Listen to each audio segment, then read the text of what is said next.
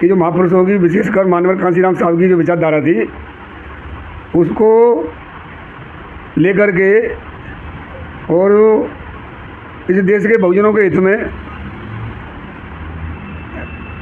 गैर ब्राह्मणवादी व्यवस्था के जो संगठन हैं, जो राजनीतिक पार्टियां हैं, उनसे तालमेल करके और इस देश के बहुजनों को, इस देश का हुक्मरान और देश की राजनीतिक और देश की सत्ता में भागीदारी दिलाई जाए। उसी उद्देश्य से और उसी प्रक्रिया के अंतर्गत मैं राष्ट्रीय अध्यक्ष और सारी पार्टी ने ये सोच कर चलाया, क्योंकि आज का दौर वो है कि समान विचारधारा के लोगों को इकट्ठा होना चाहिए और छोटी मोटी बातों को दरकिनार करके जो इस देश की ज्वलंत समस्या है सबसे बड़ी, वो है भाजपा को इस देश की सत्ता से दूर रखने की। तो इस भारतीय जनता पार्टी की जो खतरनाक सोच है आरएसएस की वाली, उससे सब जग जाहिर हो ही रहा है आज की घटनाओं से। तो उसको रोकने के लिए और ये हमारा प्रयास है। नमस्कार दर्शकों, आप देख रहे हैं रेंजर टीवी इंडिया। ना धर्म ना जात, केवल सच के साथ। दर्शकों, आपको हमारा चैनल पसंद आता है तो सब्सक्राइब करें, लाइक करें, शेयर करें, कमेंट जरूर करें।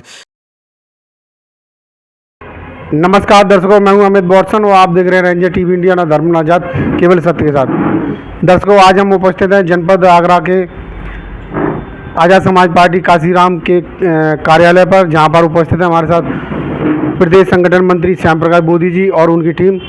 और जिस प्रकार से जो भारत देश में जो कुछ विषय हैं उनको लेकर उनसे चर्चा करते हैं। तो सबसे पहले चर्चा करते हैं जिस प्रकार से जो बिहार में जो चुनाव हो रहे हैं विधानसभा के, उसमें एक गठबंधन हुआ है आज़ाद समाज पार्टी काशीराम और AIM और स्वामी प्रसाद मौर्य जी की पार्टी से। तो इस गठबंधन को देखते हुए क्या कहना है? तो सर, क्या कहना चाहेंगे जिस प्रकार से बिहार जो चुनाव के अंतर्गत एक जो नया गठबंधन बना है, उसको देखते हुए आप क्या कहना चाहेंगे कि वहाँ पर कुछ सफलता मिलेगी इन तीनों पार्टियों को? थोड़ा अमित जी, सबसे पहले मैं आपके चैनल के माध्यम से सभी दर्शकों को बधाई और शुभकामना देता हूं, और आपके चैनल को भी, कि आप देश की ज्वलंत समस्याओं के विषयों को उठाते रहते हैं। बिहार के संबंध में जो आप पूछना चाह रहे हैं, तो देखिए, आज़ाद समाज पार्टी और आज़ाद समाज पार्टी के राष्ट्रीय अध्यक्ष माननीय एडवोकेट भाई चंद्रशेखर आज़ाद जी का यह सोच है कि जो महापुरुषों की, विशेषकर मानवर कांशीराम साहब की जो विचारधारा थी, उसको लेकर के और इस देश के बहुजनों के हित में गैर ब्राह्मणवादी व्यवस्था के जो संगठन हैं, जो राजनीतिक पार्टियां हैं, उनसे तालमेल करके और इस देश के बहुजनों को, इस देश का हुक्मरान और देश की राजनीतिक और देश की सत्ता में भागीदारी दिलाई जाए। उसी उद्देश्य से और उसी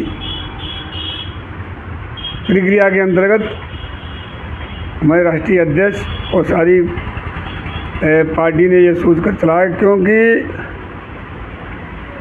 आज का दौर वो है कि समान विचारधारा के लोगों को इकट्ठा होना चाहिए और छोटी मोटी बातों को दरकिनार करके जो इस देश की ज्वलंत समस्या है सबसे बड़ी, वो है भाजपा को इस देश की सत्ता से दूर रखने की।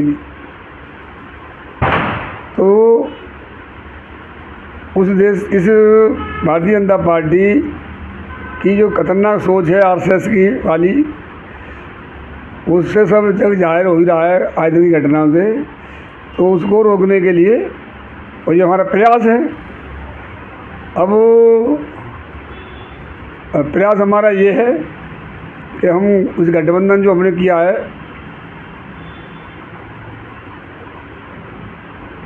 ओवैसी साहब से और स्वामी प्रसाद मौर्य जी। तो आप देख ही रहे हैं, स्वामी प्रसाद एक पुराने राजनीतिक हैं, ओवैसी साहब भी, परंतु वो बाबा साहब की विचारधारा और भारतीय संविधान को बचाने वाले में अग्रणी रहते हैं, इसलिए उनके साथ गठबंधन किया है। हमारा प्रयास रहेगा कि इस बार जो बिहार में सरकार बने तो जो हमारा जो गठबंधन ऐसी स्थिति में आए, सीटें जीत करके, कि हमारे बगैर किसी की सरकार न बने, और जब हमारी उसमें दखल होगी तो हमारी विचारधारा और बहुजनों पर जुल्म जाती थी तभी कम होगी, जब उनकी आवाज़ उठाने वाला वहाँ पहुँचेगा।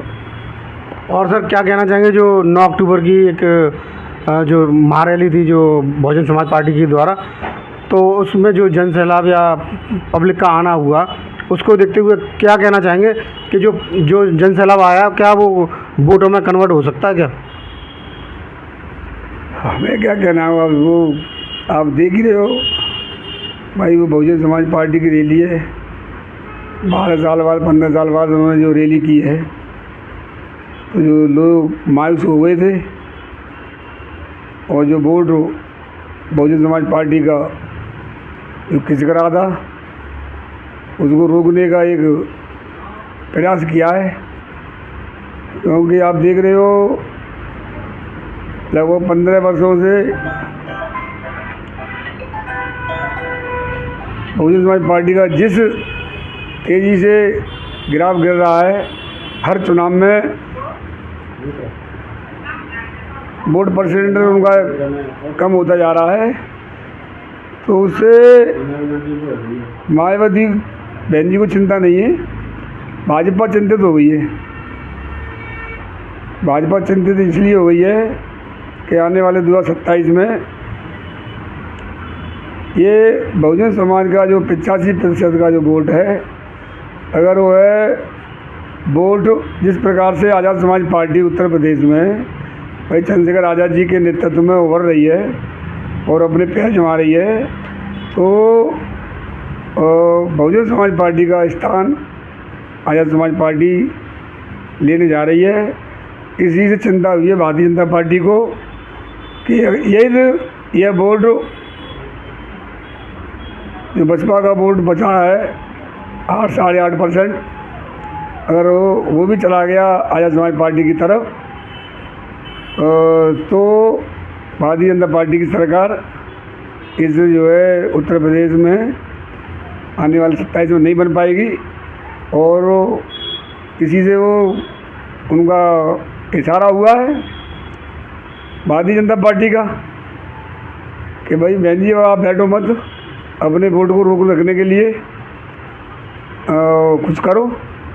तो उसी के अंतर्गत बहन जी ने जो काफ़ी समय बाद यह रैली की है। और वहाँ सैलाब क्या था, सैलाब क्या है, पूरे देश से लोग बुलाए थे, जो मानवर काशीनाथ साहब ने और लाखों करोड़ों कार्यकर्ताओं ने जो मेहनत की थी, जो बाबा साहब का मिशन पहुंचाया था, तो वो उसमें से पूरे देश में लगभग जो है उत्तर प्रदेश में 75 ज़िले हैं। सारे देश से जो अभी जो काशीनाथ साहब ने मिशन मूवमेंट शुरू किया था, तो हर विधानसभा में अभी 10-5,000 20,000 वोट जो है उस मिशन मूवमेंट के हैं। तो अब वो आए 10-15 साल से बैठे हुए थक रहे हैं, तो उन्होंने सोचा कि लाओ देखते हैं कुछ चमत्कार हो जाए। अब बेचारे वो गए तो वहाँ पर जो कार्यकर्ता ऐसा उम्मीद से थे, इस आशा से कि बहन जी कुछ नया करेंगी, बहन जी कुछ नया बोलेंगी और हमने कार्यकर्ताओं में जोश भरा जाएगा। तो अब बहन जी ने कर दिया, सब पानी फेर दिया।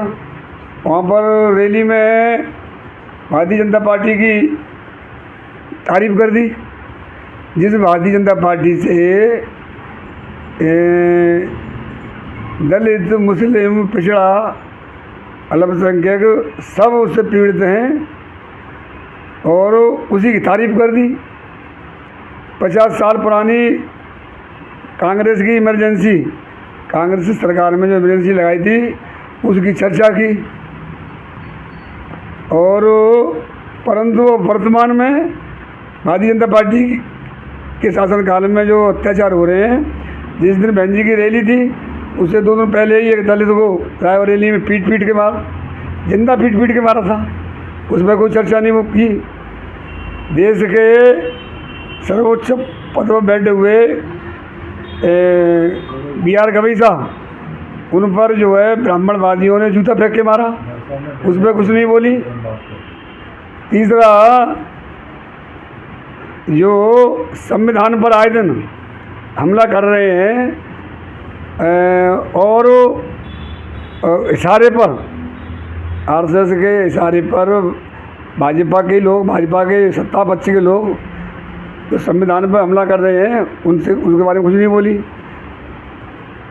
और जो काय पे वो कांग्रेस पर, जब माननीय कांशीराम साहब ने बहुजन समाज पार्टी जिस उद्देश्य से बनाई थी, जो विचारधारा थी, तो कांशीराम साहब ने नारा दिया था कि जिसकी जितनी संख्या भारी उतनी उसकी हिस्सेदारी, और इस देश का 85% समाज उसको हुक्मरान बनाने की नारा लगाते थे। तो बहन जी ने कर दिया जो अब सर्व समाज, और हाथी नहीं गड़े से ब्रह्मा में जुड़ू महेश है। तो कांशीराम साहब की जब विचारधारा की BSP पार्टी में परिवर्तन आ गया, तो कांग्रेस में भी तो हर राजनीतिक पार्टी परिवर्तन करती है, कांग्रेस में परिवर्तन नहीं आ सकता है। और राहुल गांधी चिल्ला रहे हैं कि मैं जो है अब कुछ ऐसी कांग्रेस प्रयास कर रहा हूँ बनाने का जो मनुवाद और ब्राह्मणवाद से मुक्त हो। और बहन जी जो है, तो जब बहन जी ने बसपा में परिवर्तन कर दिया, कांग्रेस कर सकती है। तो 50 साल पुरानी आप उसकी चर्चा कर रहे हो, वर्तमान में जुल्म जाति हो रही है, बहन जी को दिखाई नहीं दे रहा है, तो उसे उल्टा संदेश गया कार्यकर्ता में। जो लोग लौट के आए और यहाँ से जो सब सुन रहे थे कि बहन जी दोबारा से बसपा को जिंदा करेंगी, उसका उल्टा असर हुआ और गलत संदेश गया। हम मानते हैं कि समाजवादी पार्टी ने, हम समाजवादी पार्टी के समर्थक नहीं हैं, न अगले के समर्थक हैं। समाजवादी पार्टी ने जो बहन जी ने जिले बनाए थे, उनके जिलों के नाम बदले महापुरुषों के, और आरक्षण के खिलाफ, महिला आरक्षण के खिलाफ बोले, प्रमुख धर्म आरक्षण के खिलाफ बोले, मानते इस बात को हम। परंतु राजनीति में लोगों से गलती होती है, बहन जी से गलती हुई तो उनसे गलती हुई, और तो उन्होंने मान लो जो वो अपनी गलती को माने न माने, परंतु सबसे मुख्य कारण है, अब कांशीराम साहब ने कहा था कि हमें जब जंग लड़नी है तो हमारे सामने 2 दुश्मन हैं, तो ज़्यादा जहरीला दुश्मन है, उसको मारने के लिए, उसको पछाड़ने के लिए कम जहरीले वाले से हाथ मिलाना पड़ेगा, ठीक है ना। तो बहन जी ने समाजवादी पार्टी इस मानव कांशीराम साहब की सोच और कांशीराम साहब के मेहनत, उस पर अब जो ठोक के जो पहरा दे रहे हैं वो भाई चंद्रशेखर आज़ाद जी हैं। उन्होंने इनडायरेक्ट वे में हमारे राष्ट्रीय अध्यक्ष भाई चंद्रशेखर आज़ाद जी, एडवोकेट जी पर आरोप लगाए। वो आरोप ऐसे लगाए जो किसी को कोई विश्वास नहीं कर सकता है। अब कि वो दलाल हैं, और जो है उनके कहने में, किन के कहने पे, भाई जिसके तुम गुणगान कर रही हो तो जनता बच्चा जान रहा है। कहीं जुल्म जाति होती है, भाई चंद्रशेखर आज़ाद जी पहुँचते हैं वहाँ, किसी से पूछ लो, और उनके जो है फॉलोवर हैं, उनके आज़ाद समाज पार्टी कार्यकर्ता हैं, वो पहुँचते हैं। आप जो एक कोई आंदोलन बता दो कि आप कहीं गई हो या आपके भतीजे कहीं गए हो, तो माननीय कांशीराम साहब ने जो व्यवस्था ख़त्म की राजशाही। अब वो राजशाही व्यवस्था के अनुसार बहन जी चल रही हैं कि मेरा उत्तराधिकारी। अब जो भाई जो है कहाँ है प्रजातंत्र? प्रजातंत्र कहाँ है कि आपने कभी अपने भतीजे को बना देती है, कहीं बैठा देती हैं? तो कोई आपने कोई प्रस्ताव रखा कोई कभी अपनी पार्टी कार्यकारिणी में? कोई जनता उनको पहले ही नकार चुकी है आपके भतीजे को कि जब भाई चंद्रशेखर आज़ाद जी लोकसभा का चुनाव लड़ रहे थे नगीना से, तो बहन जी के भतीजे और बहन जी ने खुद एवं इनकी जो सहयोगी पार्टी है दोस्तानी पार्टी भाजपा ने खूब जोर लगाया चंद्रशेखर भाई को हराने के लिए, मगर जनता ने इनको नकार दिया इनकी बातों को। तो अब जनता जब इनको नकार दिया है, देखिए तो चिंतित हो रही हैं आने वाले चुनाव में। देखना 2027 में 32% वोट पे से अब जो बहन जी उसको ले आई हैं 8.5% वोट पे, अब रह जाएगा 4-5% वोट देखना। और मतलब जो है रिजल्ट आता है जीरो, रिजल्ट जीरो आ रहा है हर चुनाव में। परंतु जो जिनको जो दूसरों में जो आरोप लगाते हैं खुद जो दलाल हैं, तो लोगों को गुमराह करने के लिए वोटरों को लोकसभा का चुनाव होगा तो नारा लगाएंगे बहन जी प्रधानमंत्री बनेगी, भैया बनाओ, कांजीराम साहब चाहते थे बनाओ। और विधायक का चुनाव आएगा तो बहन जी मुख्यमंत्री बनेंगी। अब उनसे प्रेस करते हैं कि भाई बहन जी मुख्यमंत्री कैसे बन जाएंगी? एक जीरो रिजल्ट आ रहा है, एक सीट आई है वो कैसे आ गई, तो मुख्यमंत्री कैसे बन जाएंगी? तो वो जवाब देते हैं कि अरे भाजपा बनाएगी। अब बताइए उनके समर्थक ही कह रहे हैं कि भाजपा बनाएगी, तो इसका मतलब क्या है? भाई भाजपा की बी टीम बन करके आप काम कर रहे हो और आरोप लगा रहे हो भाई चंद्रशेखर आज़ाद जी पर। भाई चंद्रशेखर आज़ाद जी और आज़ाद समाज पार्टी ने 2024 में लोकसभा की सिर्फ 2 सीटें चुनाव लड़ा, तो हमने तुम्हारे वोट का काट लिया। कैसा वोट का बंटवारा कर रहे हैं? अरे वोट का बंटवारा नहीं कर रहे हैं। 2024 में लोकसभा का चुनाव हम 2 सीटों पर लड़े मात्र उत्तर प्रदेश में, एक को जीते, एक पर 80,000 से ऊपर वोट पाए, और आपकी सीट पर क्यों नहीं निकली? आप 0 पे आए लोकसभा में, तो फिर हमने आपका वोट का काटा, हम लड़े ही नहीं। तो ये आरोप लगाना कि सब वोट का बंटवारा कर रहे हैं, वोट का बंटवारा नहीं कर रहे हैं। कांशीराम साहब की विचारधारा है तो जनता आपको नकार रही है, और कांशीराम विचारधारा पर जो चलेंगे, जो संघर्ष करेंगे, उनको स्वीकार कर रही है। एक दिन वो आएगा कि बहन जी खुद ही मैदान से हट जाएंगी और बसपा को लोग नकार देंगे, और आज़ाद समाज पार्टी और भाई चंद्रशेखर आज़ाद जी को जो है इस देश के बहुजनों का एकमात्र नेता बनकर उभरेंगे, और आज भी है। और सर क्या कहना चाहेंगे कि जिस प्रकार से जो आरएसएस पर जो आरोप लगाए जा रहे हैं और उस पर बैन करने की बैन करने की अपील की जा रही है कांग्रेस पार्टी के द्वारा और कुछ समाजसेवियों के भी द्वारा, इस विषय को लेकर भी आप क्या कहना चाहेंगे? अभी तक बहन जी की तो कोई टिप्पणी आई नहीं भाई, अभी तक बहन जी की कोई टिप्पणी आई नहीं, न आएगी। आरएसएस के विषय में जो आरएसएस का लोगों ने जो घिनौना कृत्य किया है, पहले तो किसी मीडिया वाला ने छापा ही नहीं, सिर्फ इंडियन एक्सप्रेस ने छापा, और अब इंस्टाग्राम के द्वारा और सोशल मीडिया द्वारा जानकारी हो रही है लोगों को कि बताइए 25 साल का एक लड़का जो बचपन से वो शाखाओं में जाता था, आरएसएस के जो अविवाहित जो लोग हैं वो उस लड़के के साथ में कुकृत करते थे, उसने अपना आत्महत्या किया, लेटर छोड़ा है। बताइए ये संगठन है ये? बताओ।